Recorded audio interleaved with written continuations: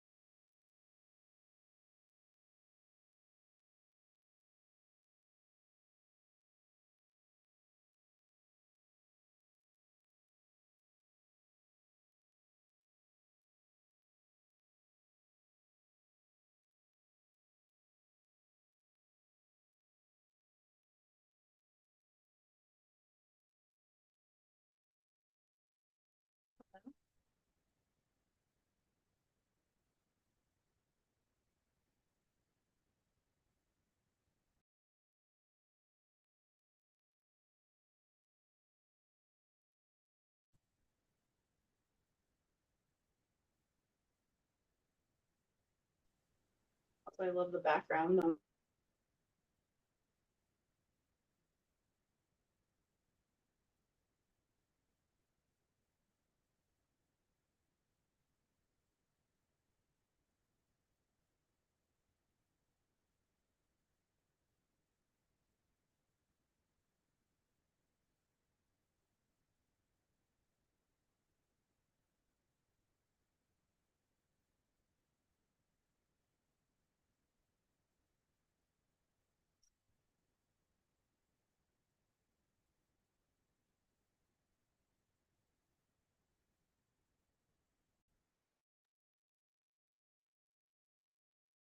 You'll pop that slide up. Continuation.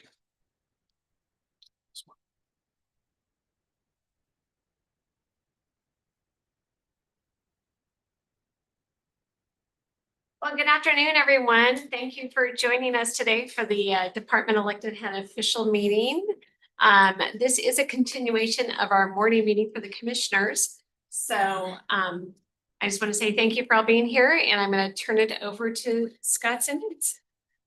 Good afternoon, everyone. Thanks for joining. Kind of just a quick run of show today. I'm going to have some opening remarks. Just review some of the budget letters that have been sent out to department heads, electeds.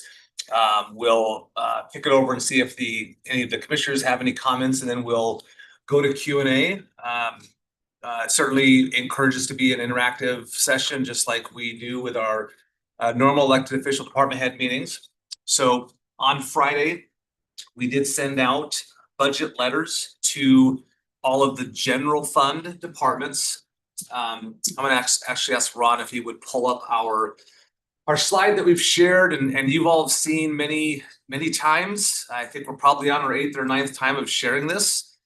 The commitment back when we met in our leader build retreat early spring was that we would communicate often and provide as much information so that you all were empowered with the knowledge to understand kind of where our financial projections are looking at. So we did send out the budget letters on Friday to all the general fund departments. Every other department that would be an enterprise fund, a special revenue fund, you would have gotten an email from our budget office just a short time ago that really introduces our new kind of the budget kickoff process, our new budget software that we're going to be using this year, as well as a video that Commissioner Cuney and I had done for this budget kickoff. So as a reminder to folks, we do have our projections that are showing a $20 million gap. That's between our operations and operations costs, our operational expenses, and our capital. So we've been working diligently. I think probably once a week, once every 2 weeks, we've been having very deliberate conversations. The board's been having very deliberate conversations around how do we close that gap, the projected gap. I'd like to remind everyone, and those who are listening from the public, it's not a current year budget gap. It is if we did nothing for next year, we would have about a $20 million budget gap, which is why we've started our budget process much earlier than we have in past years so that we can start to address it. There's been work that's been going on to close that budget gap. The piece that we're going to be really visiting around today is this notion of target budgets, and that's what each of you have received that are part of the general fund, your target budget for next year, for the 2026. Those target budgets were set by the board. That's the goal that we're shooting for when you provide your initial preliminary budget that's due in August. We will then be rolling those up to the board. So the board has an opportunity to take a look at the preliminary 2026 budget. And then we'll be continuing on with meetings with department heads, electeds, understanding kind of a deeper dive into what the budget looks like for those targets, what the changes, adjustments have to be to your operations to meet those. As we've shared, the target budgets are essentially the same as you have for 2025, which means there is going to have to be adjustments within your own budgets when you contemplate what salary and wage increases are going to be, maintenance and operation expense increases. We still need a flat budget with 2025 for your 2026 budget. Every other department would have not gotten a particular budget letter because it's not general fund related, but it's a kind of the budget kickoff overview, and still encouraging each of your operations to look very diligently at the highlighted areas of consideration for your budget next year. So I won't kind of belabor that point. I think that really was the intent, is now that you've got your target budgets, we've been talking about what that means for next year. And we will have a new adaptive, it's called Adaptive, a new system that we're going to be having training on for each of those folks on your teams that are going to be inputting the budget. And then we'll open it up and have you start working on your budget submissions over the course of the next month plus. But with that, I will see if any of the commissioners had anything they want to say. Then we'll turn it over to Q&A. Did we talk about doing a leader build retreat on the 27th of July? We have not talked about that yet. Yeah, speak to it though. Yeah, so one of the things as we were looking at budgets that we know we've done in the past but haven't done in the last 2 years probably is, when we first started, what's called the Leader Build Retreat now, it was really kind of a retreat to do budgeting when we first started back in 2018. And so what we're thinking is, I think it's July 27th was the date that we were looking at. It's not. What was it? Okay, so it's a date, a date in July. I don't have my notes with me. It's 21st. The 21st. Anyway, so just know that it's going to be coming up the end of July before they're due. That we can hopefully get together and talk about what's going on in your budgets, because I think when we did that before and we're really looking at, we all have cuts we have to make and we know it. Sometimes it was easier for us to talk amongst our, as the leaders as to, just like who has the greatest need and what can't we do? Because we have to get a balanced budget. I mean, we're required to. So I think all of us coming together, in a room and having a retreat to talk about that after you put together your budgets and before it's submitted to the budget office was something that we as the commissioners thought would be important and helpful, so we can all, talk about it at once and hear where we're at on it. So we will get that date out to you and look at that. But I think to me, that was really important because that was the whole point of those meetings back in 2018 was really to start making sure departments, if we could think and work with fellow department heads as to how we could be efficient in between, with amongst the departments, just like what we saw happening with the BECA funding situation where Tori, you and your team, brought everyone together who was affected by that to really talk about what the needs are, what we could do differently, how we could still meet the criteria that we need to for the state. Those are the conversations that I think we have to be having with all of our departments. Because so many departments are intertwined, some are, on their own as, like our sewer, and our county roads, but for the most part, we can all, try to think about ways that we can gain efficiencies by working better together. So that is the hope that we have, I think, as commissioners, as we think through these tough budget times. Just echo everything Commissioner CUNY said, and I think please participate in this process. Do not sit this out. I think you'll definitely be happier if you participate because you're going to help guide this process for us. If we just make the decision on our end without your participation, there's probably a strong likelihood you're not going to like that outcome. Now, please focus on prioritizing the statutorily required functions of each of your department.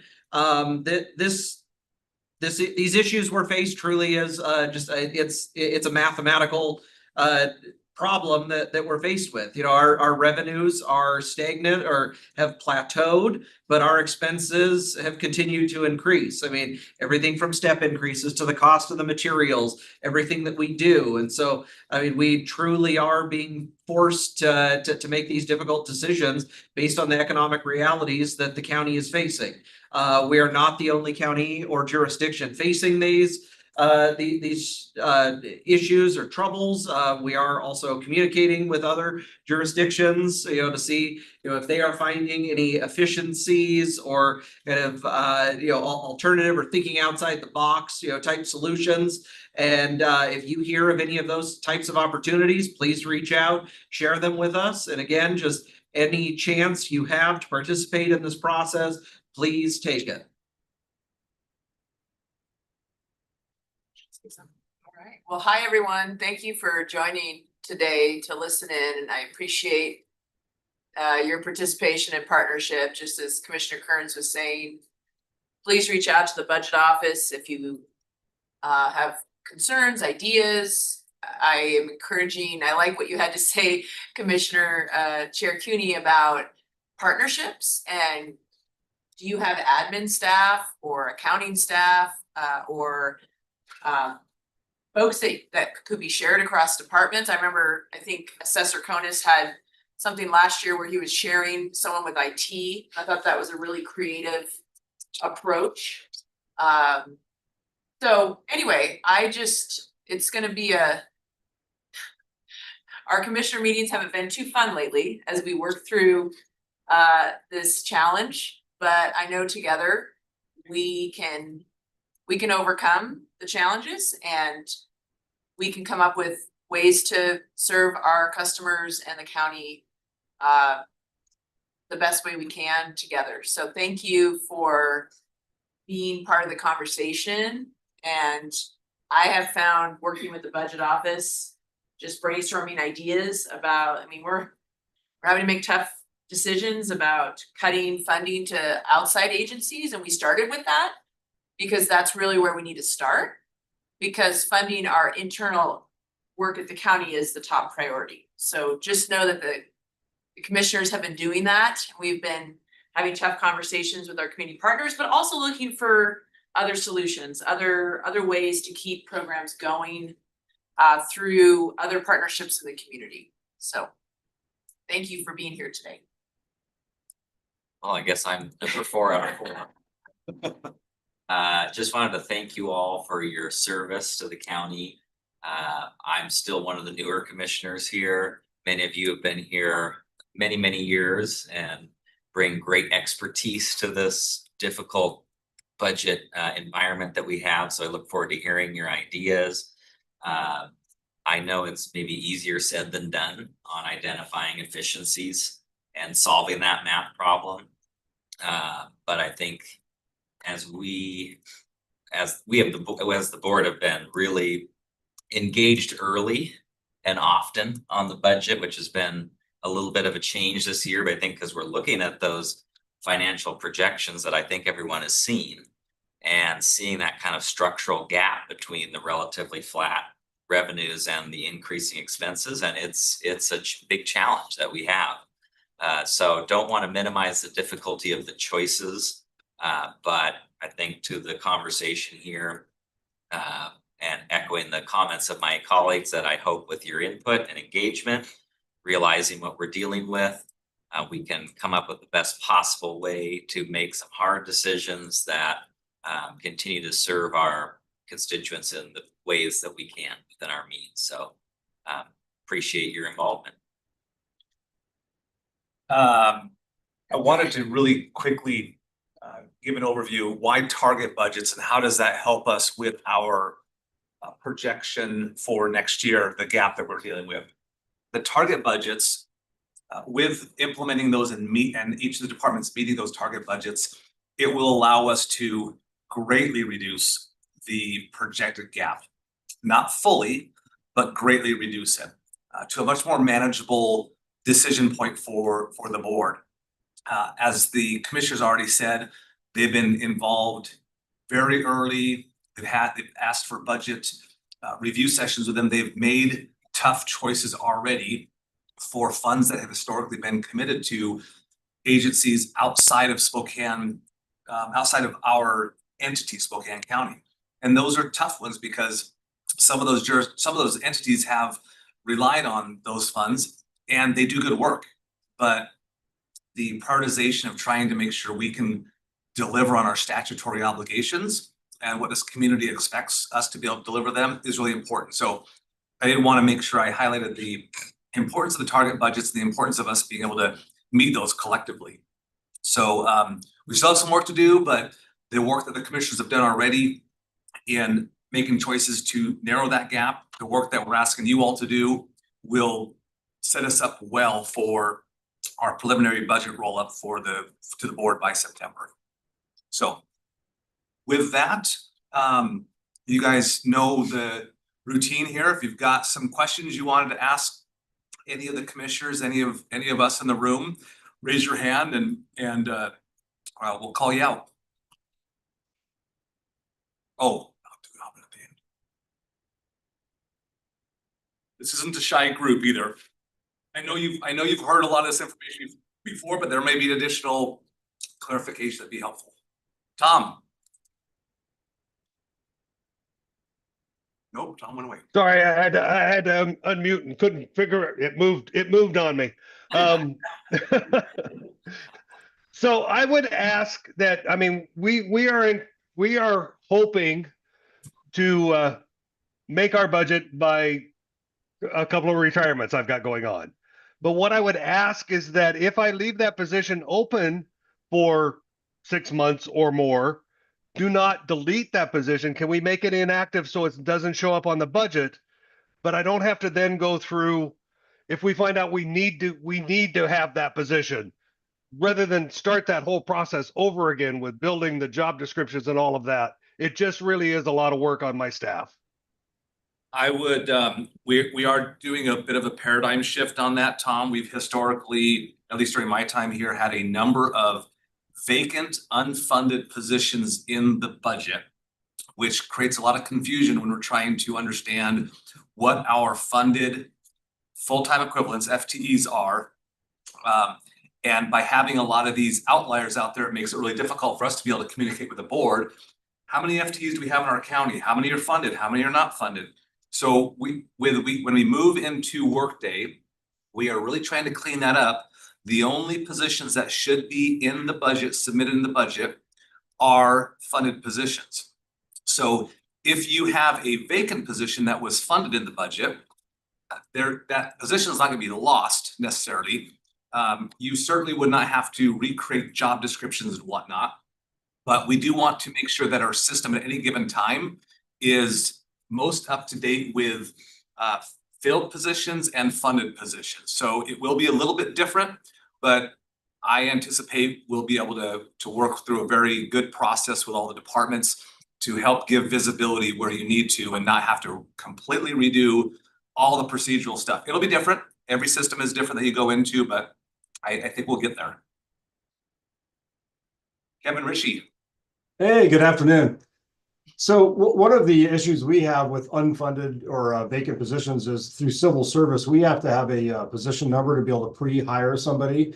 The position doesn't need to have funding and it doesn't cost anything, but we have to have the vacant position available or we can't pre-hire for expected vacancies going forward. For instance, we'll have about 9 vacancies going forward through the year. And I know we have 4 who are in the pipeline to be hired in July. But then there's another chunk of them and we can't get the numbers or we can't get the names from civil service unless we have those position numbers to put them in. So that's why we've always carried those 10 vacancies that were unfunded. Yeah, and I know there are some uniqueness with your team going through the civil service process. And I know Ashley Cloud has been working with civil service to try to figure out what maybe a better way to do that as opposed to perhaps a self-imposed limitation, because we don't want to create extra work. You guys are recruiting regularly and we want to make sure those positions are filled timely. So I know that's still a kind of a parking lot item that we have to figure out, but we understand the needs for the sheriff's department that are kind of unique to you guys. Awesome, thank you.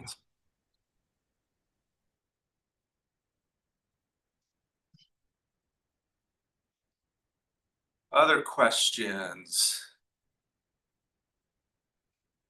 Tessa has a commercial she can make while people are thinking If about. somebody else wants to, ponder, most of your team should or will be seeing very soon the adaptive planning training that Scott mentioned, is scheduled for next week.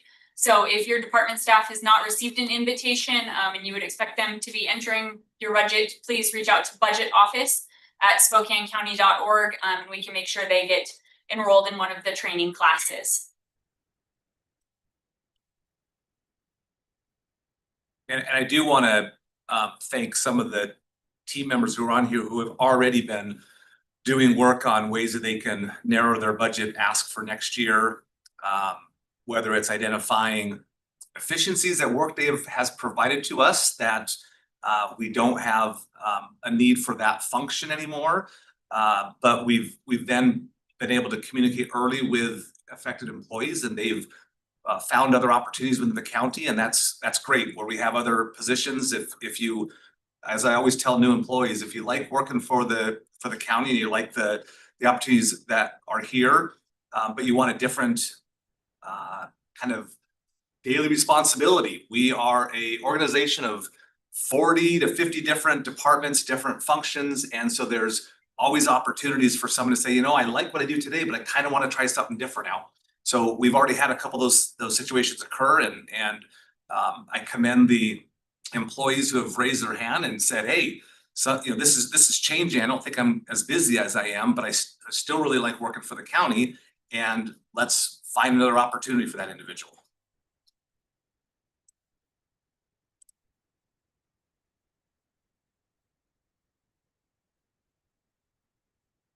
What are some other questions or comments or observations or statements of outrage, whatever you want to call it? Can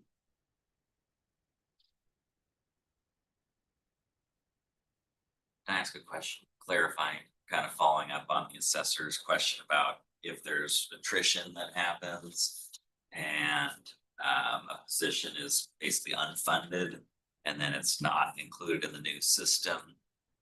What does the process look like if funding later becomes available in the future to add back? Is that something that can it be simplified or streamlined or anything like that, just to follow up on that piece? Well, you see, I mean, Ashley Torres could talk for civil service, but like in the assessor's shop, we'd attach the job description, whatever they want to fill, to a new ID number. My understanding, like right now, we keep refilling old numbers. With Workday, numbers are infinite. So it'll always be a new number. You attach the job description, you put in, you have the budget authority, you show it, and then it'll be posted. So there's a lot more automatic routing and workflow in Workday that will help accommodate and walk these processes a little more naturally through the system. But we'll make sure that there is some good, clean documentation. We'll partner with Human Resources to make sure we have some good, clean documentation for department heads and elected officials to know how they need to walk forward in these paths. Ashley Torres. Okay, sorry, I had to take myself off mute. I'm Ashley Torres. I'm the Chief Examiner with Civil Service. And just to kind of follow up with what Kevin said regarding the unfunded positions, they're not self-imposed. We are bound by RCW to allow them a certain number of applicants they're allowed to process based on the Civil Service Rule of 5. I can submit, if you'd like, just kind of a clarification for that reasoning, because previously they were only allowed to, before we had these 10 unfunded positions, the sheriff's office was only allowed to process how many applicants per actual vacancies there were, which caused a really big backlog with kind of how he was saying the pre-hire. So I just wanted to clarify that it's not really a self-imposed thing. It's more, there are very, very specific rules that we have to follow regarding the sheriff's office doing any type of processing for deputy applicants based on the Civil Service Rule of 5. Okay, thanks, Ashley. I'm confident we can find a solution that still meets everyone's needs to make sure we have that flow of applicants and positions that need to be filled. Okay, yeah, because as of right now, it's been working as far as having these 10 unfunded positions. It's been working awesome. And the background office has been running super efficiently with getting through lists very quickly and going through applicants and processing them up to the point of condition, their COE, the condition of employment. So when we have a vacancy that's coming up or an unexpected vacancy, we have an applicant who has already gone through the entire background process, ready to be slated for that position, instead of having to start at square one right when that vacancy occurs, which is about a 4 to 5 month minimum delay. Sense. Thank you. Okay. Tim Fitzgerald. Yeah. So I think, Scott, one of the things we're just looking for a little bit of confirmation on is that, for example, some of the offices that are people intensive, so that's where you have to make your cuts. You don't have much of an O&M budget.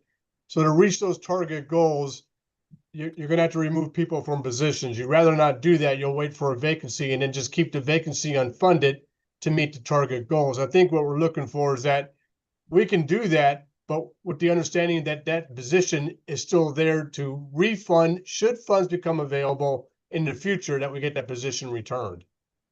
I think that's one of the concerns people have. Yeah, I think it's a valid concern. I would point back to the slide. This isn't a 1-year blip in our budget forecasts. We have a multi-year projection that shows a deficit that we have to resolve on. So I don't anticipate there will be situations where if due to meeting budget where we have to allow for attrition through retirements and whatnot to reduce headcount. I don't see, unless our revenue forecasts change dramatically, that those positions will be coming back in the near term. So I don't think it's really going to be a concern as far as them being gone. It will be likely multiple years before there could even be a consideration for having positions come back if revenues rebound. But mechanically with Workday, if for some reason things turned around, the process can be fairly smooth and quick. The issue is the funding. And the board receives regular financial updates in terms of how we're performing year to date. And so we'll be able to react timely. The board will be able to react timely if revenues start to turn and be able to contemplate and consider additional positions for certain departments. So that avenue is still available should our financial outlook improve. And we are asking in your budget submission, we know people are gonna have to cut things they don't want to cut. That's a given. Highlight the top priority to be bought back, so to speak, if and when more funds become available, because that will be the list that we'll be presenting to the board or asking you guys to come in and make your case for, to say, for whatever reason, we do have now a new income stream of a few $1 million. We can add back X amount of people countywide. The board needs to hear from each of you how it will impact your offices so they can make those decisions. So when you do your submission, let us know what the more, I recognize all the cuts are painful. Cutting is tough, it is.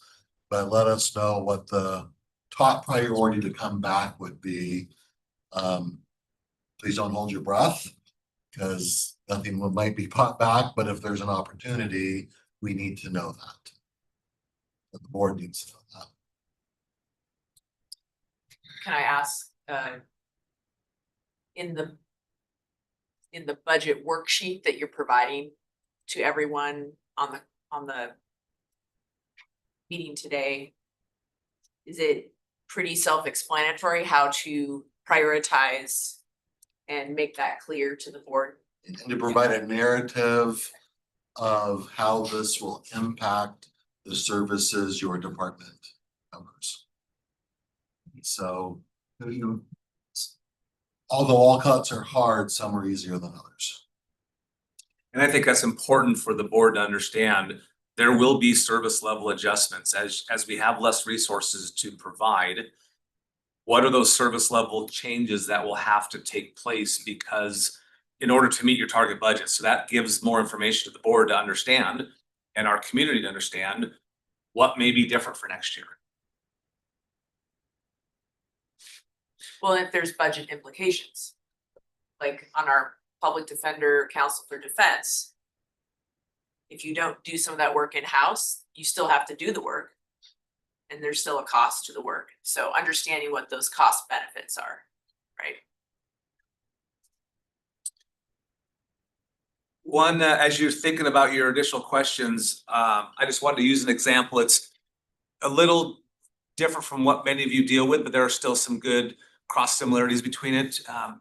Aaron Gertel in our Fair and Expo had worked really diligently last year on building kind of a future business plan that really understood what her revenues are today, what her expenses are, what her capital needs are. And through that, she was able to go through and continues to, it's an annual process, go through and identify where she needs to make proposed increases to rental rates, to fare ticketing, to any events that she has out there, so that she's able to look out into the future and say, what kind of revenue do I need to be able to meet my operations? So that allows her to then think in advance and not only look at just the operation and maintenance expenses, personnel and everything else, but her capital needs, because that really is as an enterprise entity, they really need to be looked at as a standalone, self-sufficient operation. So that's just an example of what some are doing throughout this team here and really helping to prepare better for the future.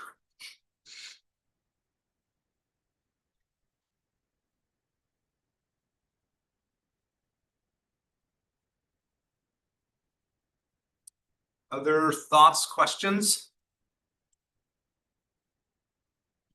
I think that's a good sign. It tells me that we've done a pretty good job communicating, although challenging communications. I think many of you have asked a lot of great questions in the last couple of months to help make sure we're providing the information we need to for you. So, Kevin Ritchie. I apologize. I missed the beginning of the meeting, but when are the worksheets coming out? They will come out closer to the adaptive planning go live. So you and your staff entering budgets into adaptive will receive an email.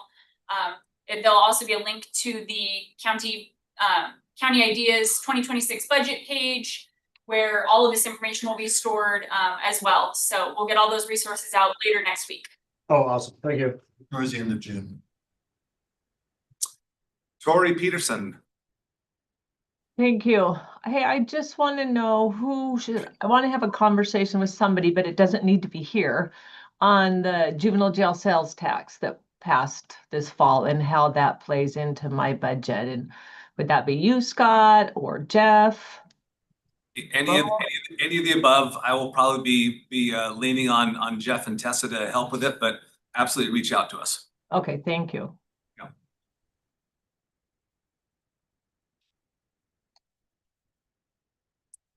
Any other questions or comments from the group up here? John Witter. Yes, when I'm laying off people soon, how do I explain to them that we're still giving money to outside agencies? Why isn't that not zeroed out? Well, there's a variety of if you've listened to the conversation the board have had, some of our outside. I heard Mr. Macio say they're discretionary. You're not statutorily obligated to make any of these payments to these apps, and they're all great institutions, the MAC, Chase Youth Commission, all that's great. But I'm gonna have to lay off people. Yeah, there are a number of them that are discretionary. There are a handful that are not discretionary. I'll use Spokane Clean Air Agency. That is a required function to provide in Spokane County. They have to do certain things to receive federal grants and other things. They have statutory obligations to provide certain functions for our community. And each of the jurisdictions inside Spokane County are assessed an amount from Spokane Clean Air for their operations based on population.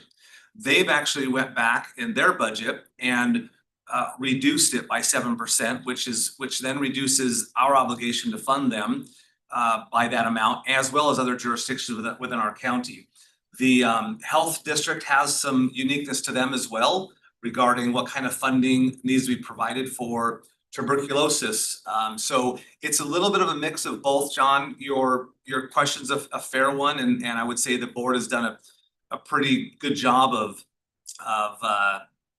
reducing and setting new expectations with those agencies, albeit they're not going to zero because there's some critical stuff to do for our community, just as it's critical for us to do within the county. So it's not always as clean as just saying drop it to zero.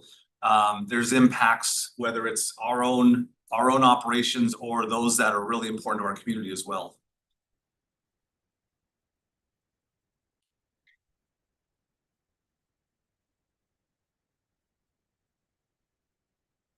Okay. Well, if there's nothing else, any other parting comments by our commissioners? Give me the date. Oh, yeah, so July 21st is our targeted date for what Commissioner CUNY had mentioned about us getting together. It'll be probably about a week and a half before final budgets are required, but it gives us a chance to share further the dialogue on this in anticipation of having your submissions due first part of August. So look for an invite coming out in the near term on that. Don't hesitate to reach out to the budget office with questions, comments. That's why we're there. Okay, thanks everyone for joining. Appreciate the engagement, appreciate the tough questions that you're asking. They're fair questions and ones that we're wrestling with as well. All of us are.